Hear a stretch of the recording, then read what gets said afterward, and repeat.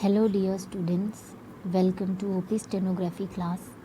Be ready, dictation will start in 5 seconds. Start.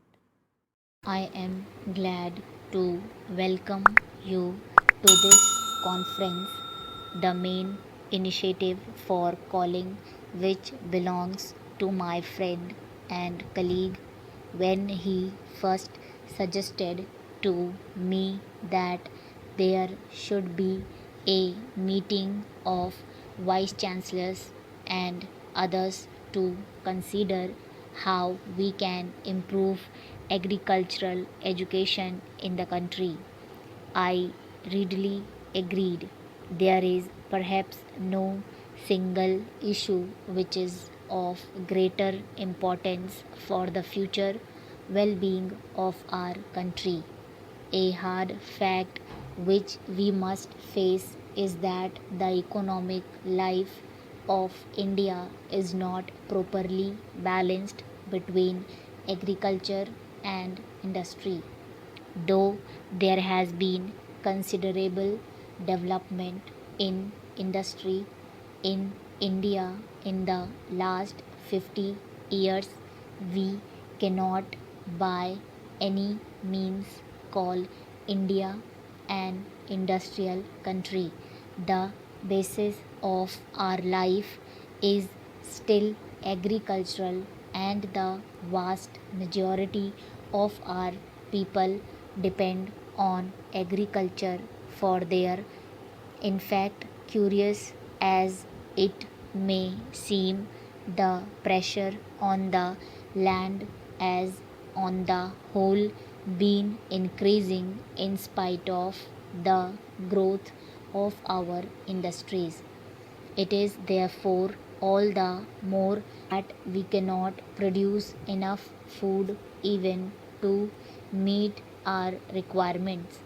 Roughly 80% of our people are in some way or the other connected with the land, and yet we have to depend upon foreign countries to get enough food for our people. In sharp contrast, we find that the USA, where not even of the people work on the land, not only produces all its food but exports vast quantities to other parts of the world. We must therefore ask ourselves the reason why, with 4/5 of our people on the land, we are still deficit in food supply, whereas other countries which do not use even 1/5 of their manpower for the production of food are surplus areas. A searching inquiry into this problem is more necessary as our position has not always been so bad as it is today.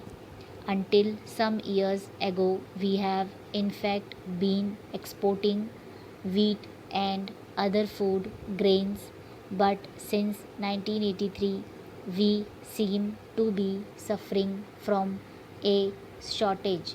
You all know about the efforts of the governments, both at the center and the states, to increase the production of food through the Grow More Food campaign.